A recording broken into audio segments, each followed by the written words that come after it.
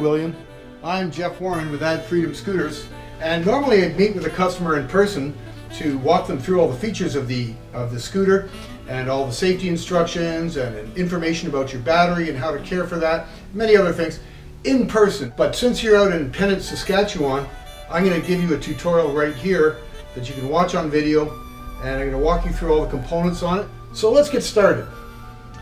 Okay, now there are a couple of things I'd like to go over first, and that is the physical characteristics of this scooter.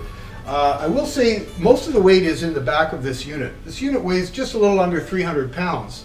The combined weight of the 5 batteries that are under here, we're going to take a look at that later, is 71 pounds, plus the motor, the electric 1000 watt direct drive sealed motor, the crankshaft, the axle, the back wheels. All of it means that the back of this unit is quite heavy. So to lift the unit up, you never lift it by here. There's no metal frame under there. That's a delicate sort of plastic molding area.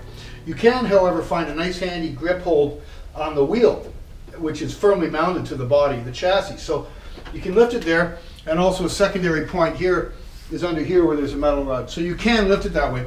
One easy way to lift the scooter, to tilt it over, let's say you've got a tree branch or something stuck underneath, is to put your hand on the back of the seat here, and on the handle grip, making sure the wheels are pretty much straight in line, and just give a gentle push this way, and now you can see I'm able to tilt the scooter up on one side, where I could easily reach down and remove a branch if I needed to.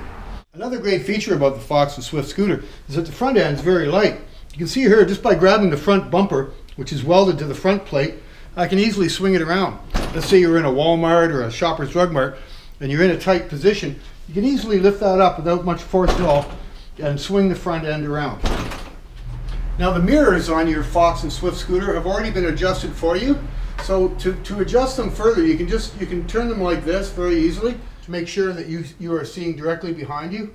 It's important when you're using the reverse button on this, especially backing up, to be able to have your mirrors adjusted correctly. The mirrors have just been screwed in, and if you look closely here, we'll bring the camera in a little closer here. You can see there's just one nut here. It's about a 5/8 or 9/16 wrench will get you in there to tighten them up. Now you can loosen this nut here easily and just simply unscrew the mirrors if you're ever changing the mirrors. But these have been tightened to the proper tightness for you. And then adjustment of the mirrors just by simply aiming it like this. So you can see I'm just twisting it up or down, in or out. So you have that flexibility. And now we're just going to talk a little bit about the controls. So to start with, I'm going to show you how to turn the ignition on. You simply take the key and you push it into the slot just like you would with the car, and you turn it to the right. And you can see as I did that, I'm going to do it again. Key off, key goes in. You'll notice that it makes a squeal like that whenever you take the key out, just to remind you that you've taken your key out. So to put in the ignition, it doesn't matter, it's reversible, it can go in this way or that way, it doesn't matter. Key goes in, turn to the right, on comes the ignition.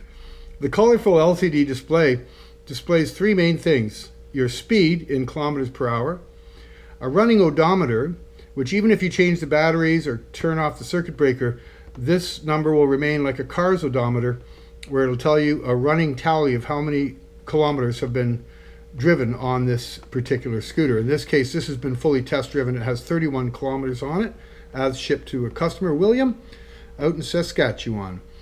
On to the left of that is your battery meter, and your battery level indicator will show you that right now it's full. These blue bars will disappear as we've driven perhaps 20-30 kilometers, and they'll continue to decline down into the yellow. And once you get to 1 bar red, you really should be home. You shouldn't let it get that far. But you've got a range of about 40 to 60 kilometers on this. They have brand new batteries in this unit, but you'll be able to grade your own, how far you are in a trip by taking note of where you were when you left. So if I went on a long ride right now at 31 kilometers, I'd know that after it hits 51 kilometers, so I've driven 20, I should probably head back and keep an eye on my battery. If you ever do find your battery running low when you're driving, put it down into second gear. And I'm going to talk to you a bit about the gears for a moment. When you first get on the scooter, put the key in the ignition and turn it to the right. Doing that will turn on the display. You'll see this voltage meter will come on, and it'll alternate between kilometers. I'm going to do that again so you can see it. When I turn it on, it says 66.3 volts. That means I got a pretty full charge, and there's been 31 kilometers traveled. The battery indicator there tells me my battery is good, that little red icon there, and that my battery level is full. Now, I want to make sure I'm in forward or reverse. So I want to be in forward position, and I know if I'm in forward, the unit will start accelerating as I turn the throttle lever. The throttle lever is not an on-off switch. It's a graduated throttle as you'd find on any motorcycle. The faster I turn it, the harder I'm going to shoot forward. So in a pinch, when I'm in first gear, the slowest gear, and I want to just nudge through a tight spot, I would just be nudging the throttle as follows. You see how the unit's just edging forward. Same if I put it in reverse, R for reverse, click. Now I'm reversing, and again I'm just nudging. Now I want to be careful. I'm looking in my mirrors to make sure I'm not running into anything like my lighting stand over there. And I'm going to put it in forward. Now the odd time, the forward and reverse switch won't engage. It's kind of like a computer glitch. If I were in forward, if I was in reverse and then I stick it into forward, it may sometimes stay in reverse. So a quick fix for that is to turn the ignition key off and then on again. So as a rule, whenever you go into reverse, turn the key off and on, and that'll make sure you're in reverse. When you're going to go into forward, click the switch into forward, turn the key off and on again, just to make absolutely sure that you don't have any glitch like that. Now you're in forward. Now first gear's maximum speed is 5 kilometers an hour. Second gear, second speed button, maximum 10 kilometers an hour. Third speed button, maximum 24 or 25 kilometers per hour.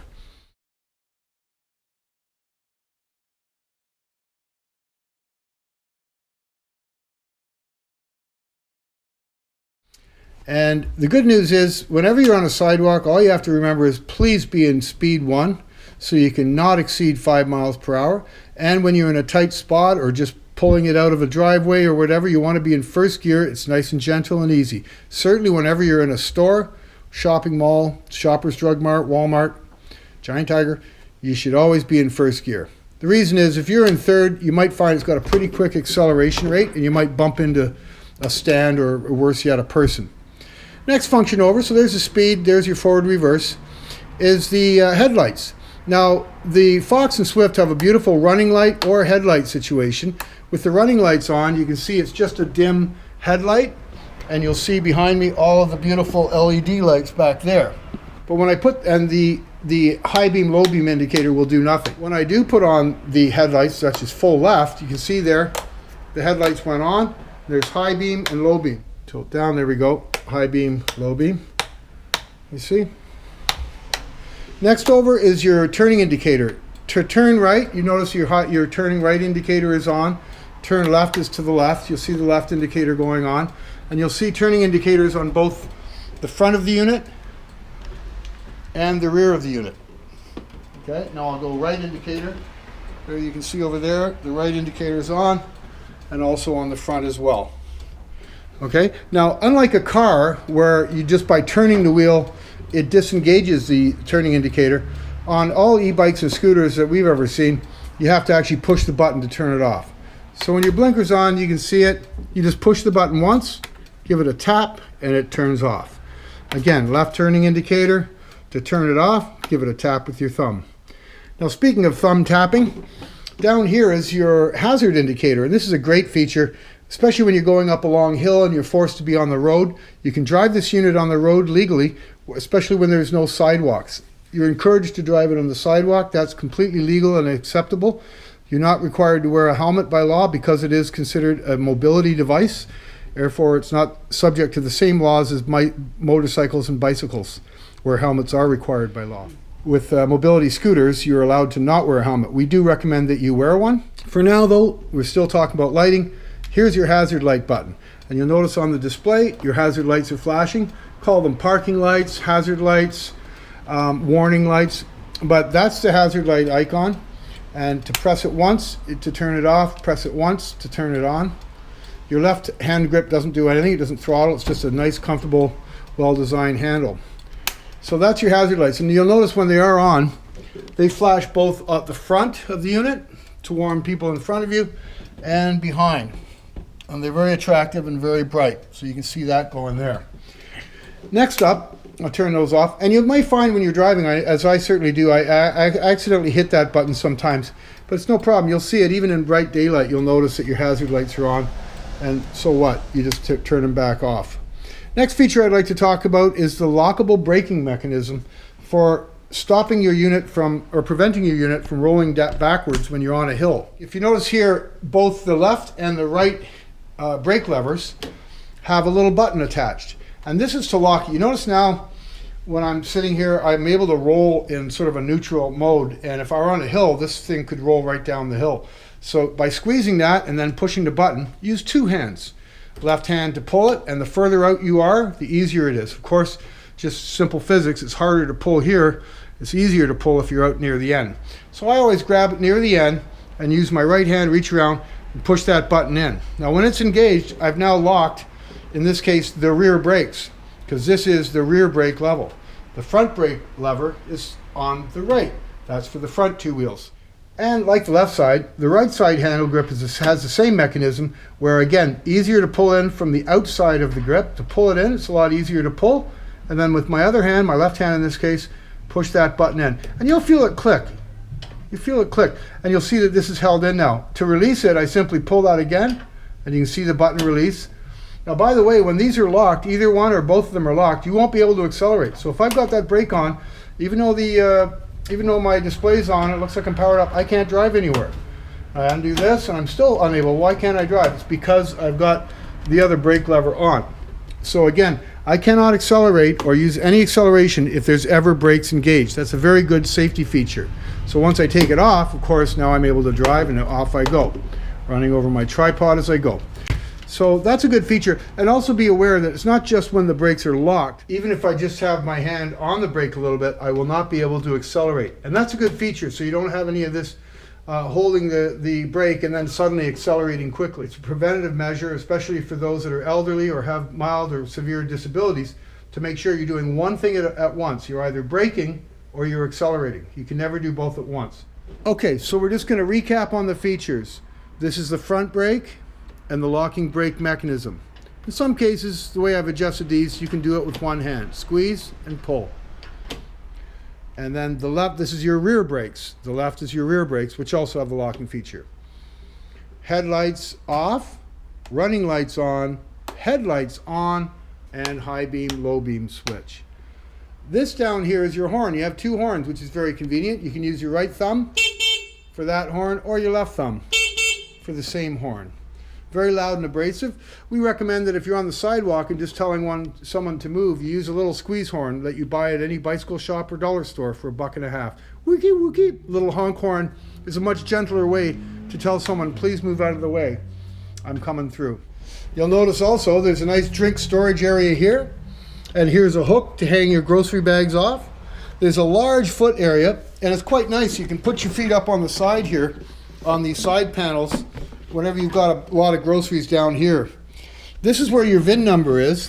If you use a credit card or small thin thing so you don't scratch the plastic, you can pop off this plate, and that's where your VIN number is found. The armrests do go up like this.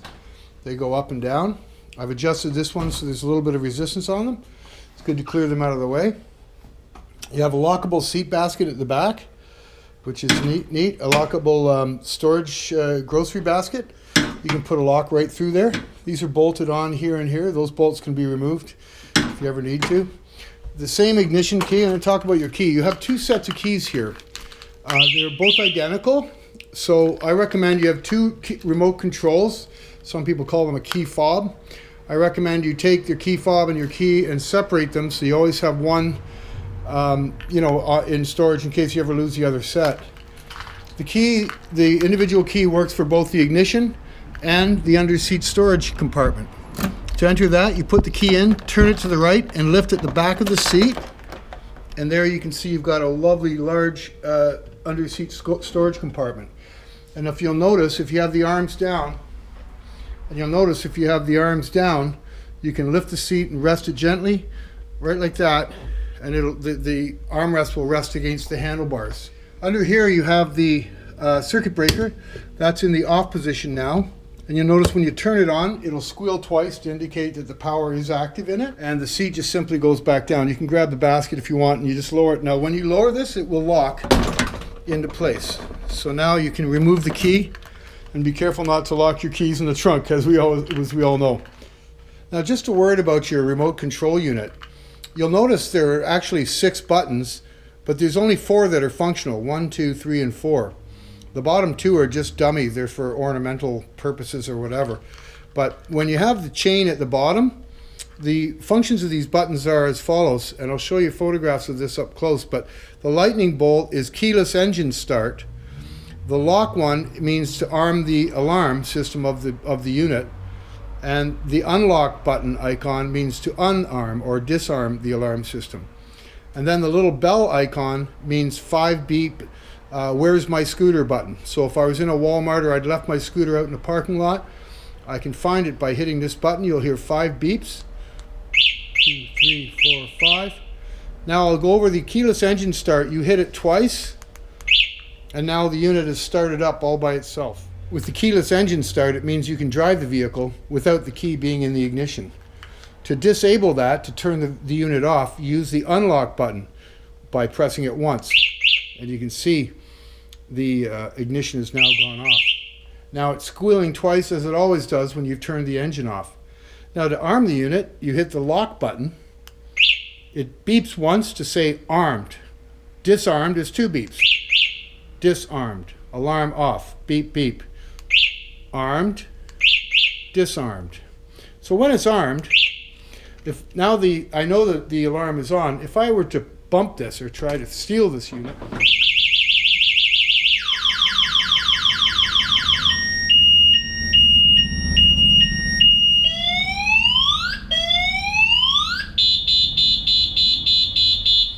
and then 8 beeps and it's over. So it goes through that little 15 or 20 second cycle of alarms, and it would then be impossible to drive the unit. Another neat feature we have, so I'm going to disarm that by hitting the unlock icon. So if you look at your clothes, and some people that have seeing difficulties will put some whiteout or a piece of tape on the arm button so you can sort of orientate yourself, get oriented as to where the buttons are. But if you can see there is a lock icon and an unlock icon. So unlock is to disarm, beep, beep, and the lock icon is to arm the alarm system. So I'm going to disarm it now by hitting the disarm button. And then one more time I'm going to show you that there's a 5 beep.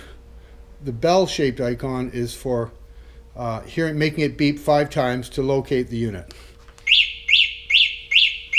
Or you could use that if you saw someone near your unit and you wanted to scare them off, you could use that. Now the other 2 buttons don't do anything. And now I'm going to show you another safety security feature, which is that you can lock the steering mechanism on this unit by, normally we'd put the key in the ignition here and turn to the right to turn the unit on. Well, to turn the unit off, we simply turn the key to the left and remove the key. But if you want to go, and it beeps twice, if you want to go one step further, you can put the key in the ignition. If you turn the wheel to the left and then push in the key and turn to the left and remove it, the steering mechanism is now locked. And that would mean that anybody trying to steal the unit would be forced to turn in a circle. And we just found out recently also from the factory this can also be done to the right as well. If you turn the wheel all the way to the right, again push the key in and to the left, all the way to the left, and you remove the key, it's now locked again, this time in a right turn. So don't ever try to force it to straighten it out. You must put the key in, turn it 1 click to the right to release the steering. I'm going to go over that one more time. Key is in, turn to the right, the ignition's on, I can drive the unit. I'm in forward, I'm in reverse, and I'm driving. When I can turn 1 click to the left and pull out the key. However, if I want to put in, and it beeps twice, if I want to lock the mechanism, I put the key in, turn the wheel to the left, push and turn to the left with the key, remove the key, now the steering's locked. It's important you push left, remove. Push left, remove. Okay, so to deactivate that locked steering, I put the key in, turn it to the right, and straighten out the wheel, and off I go. The wheel is free. All it is when you're pushing the key in and to the left is a little bolt that's coming out that's preventing the steering arm from turning. So that's a feature you may or may not want to use. Now I want to show you your seat belt. The seat belt can be stored, and be very careful of this. If your seat belt's undone, don't leave it flapping over the edge like that. You get caught up in the spokes of your wheel. Best thing to do, if you are not using your seat belt, number one, you can remove it completely by popping out these caps here. I'm going to tilt down a little bit so you can all see this. So these caps actually come out, okay?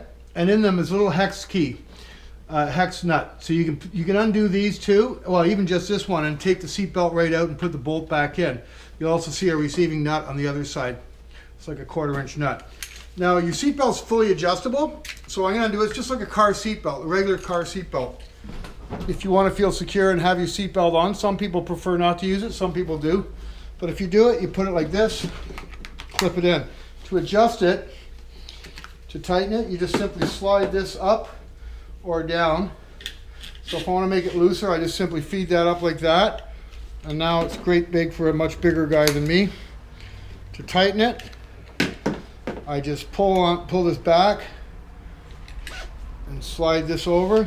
Pull it back, slide this part over until I find it's nice and comfy. That could be a bit snugger. Pull it back, pull it down to about there. That's about as tight as it can go, really. And then you've got your seat belt. Now a good tip though, if you're not using your seat belt, is to put it together like this. Fold this under here like that. Just fold it under and pinch it into the seat. And that'll stay put. Now another thing I want to show you is how we adjust the seat. The seat doesn't move forward and back, rather the seat back moves forward and back. So lifting this arm up slides the seat back forward. You see that? Back and forth in a manner that I can put it all the way forward like that, hide my seat belt. That's for a fairly small person, might want it like that. So you simply lift that latch and slide that back. You can go all the way back. In fact, two people can sit comfortably on this. We've done that before, my girl and I, when we've been traveling. You can sit here and someone else can sit on the front here as well. But in any case, you put that to a comfortable place. So again, lift the latch and slide the rail forward. You can grab the handles here. See how you slide that, how easily that slides? And maybe get your seatbelt out of the way so it's not blocking. And just slide that rail as far forward or back as you need to do it. Okay, so that's another good feature, the seat belt, and it can also be removed. Now, William, we have to get going because there's a truck on its way right now to pick up this unit, so I'm going to tape that together, and that'll be all for now. Next and finally, I'm going to show you one more thing, which is when you're driving, I've set the brakes up, and we do for every customer, in a way that they evenly apply pressure to both the left and the front right wheel and the left and the front rear wheels. However, you may find over time that if you're going to brake and you squeeze the lever and you feel it pulls one side or the other, it's usually because it needs a slight adjustment. The adjustment for this is very easy to do. So we're now looking at the front wheel. Here's the adjustment for the front right brake. You just turn this screw with your fingers, and as you tighten that, it'll make this one grip more than the left side. On the left side, it's up here. Oh, wait a minute. There we go. On the right wheel, we have a similar screw right here, and you just turn that with your fingers. Boop, boop, boop. So adjusting these back and forth will ensure that they both grip at the same time. So the way to remember that is, if it pulls to the right, loosen the right. If it pulls to the left, loosen the left. Just a couple of turns. But you should never have to worry about that. These should stay as they were for a long, long time. Now the front wheels of the Fox and Swift come with a rubber cover for the nut. Now these may fall off if you brush against a curb. So watch out. You may want to put a dab of glue inside here to hold it in place.